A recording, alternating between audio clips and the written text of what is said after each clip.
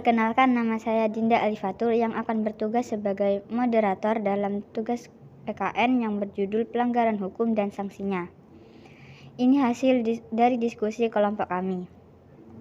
Untuk lebih jelas, langsung saja kita mulai pembahasan kasus-kasus yang akan dijelaskan oleh kawan-kawan saya.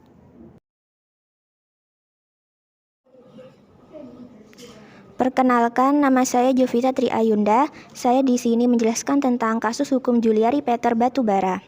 Yang pertama, kita bahas dulu tentang kasusnya. Di tengah wabah, bekas politikus PDI Perjuangan itu menerima suap lebih 32 miliar dari rekanan penyedia bansos di Kemensos. Jatah bansos yang mestinya utuh diterima warga ditilap tiap paketnya. Sedangkan warga yang mati-matian bertahan di tengah wabah mendapati jatah bansosnya berkurang. Kualitasnya yang sudah buruk kian memburuk dan terpaksa mengolahnya karena hanya itu yang mereka punya.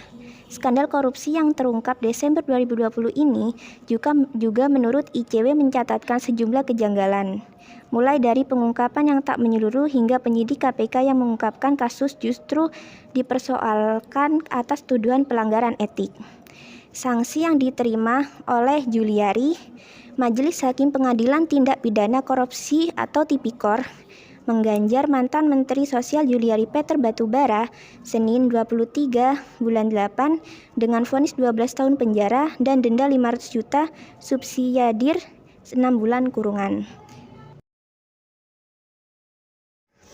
Perkenalkan, nama saya Sahlu Hasana. Di sini saya akan menjelaskan kasus dari Nenek Asyani. Hukum kembali seiring mencuatkan parodi kasus remeh-remeh di pengadilan. Lakonnya seorang nenek ringkih berusia senja bernama Asyani. Ia saat ini sedang duduk di kursi pesaktian karena didakwah mencuri kayu jati dari kawasan hutan produksi pada 7 Juli 2014. Sanksi yang didapat yaitu hakim menjatuhkan vonis 1 tahun penjara kepada majelis kasus pencurian kayu jati milik perhutani.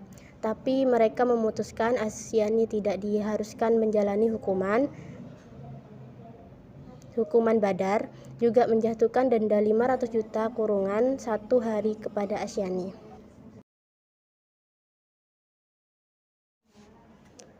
Perkenalkan, nama saya Mufidah Ihsani. Saya akan menjelaskan tentang kasus pembacokan 5 orang yang mengaku dari Ormas.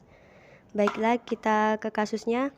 Irfan Kurniawan mengalami luka bacokan yang cukup parah setelah dikeroyok 5 orang yang mengaku berasal dari organisasi kemasyarakatan tertentu.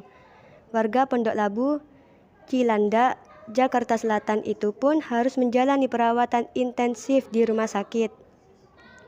Untuk saksinya, jadi untuk pelaku pembacokannya akan dikenai hukuman sesuai pasal 351 ayat 1 dan 2. Dan 354 ayat 1 KUHP, sedangkan teman-teman yang membantu orang yang membacok tersebut dikenai hukuman sesuai dengan pasal 351 ayat 1 dan pasal 358 KUHP.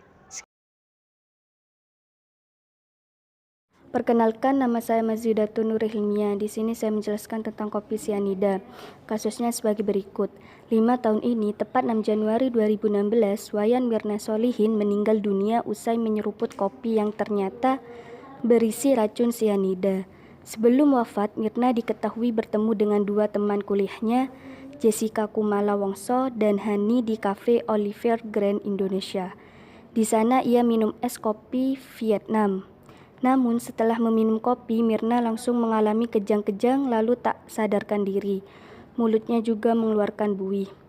Saksinya sebagai berikut. Setelah 32 kali persidangan dan puluhan saksi dihadapkan ke pengadilan, hakim akhirnya menyatakan Jessica bersalah atas pembunuhan berencana kepada Mirna dan menjatuhkan vonis 20 tahun penjara karena melanggar pasal 340 KUHP tentang pembunuhan berencana. Sekian presentasi dari kami. Mohon maaf jika ada kekurangan karena kesempurnaan itu saat aku dan kamu disatukan. Assalamualaikum warahmatullahi wabarakatuh.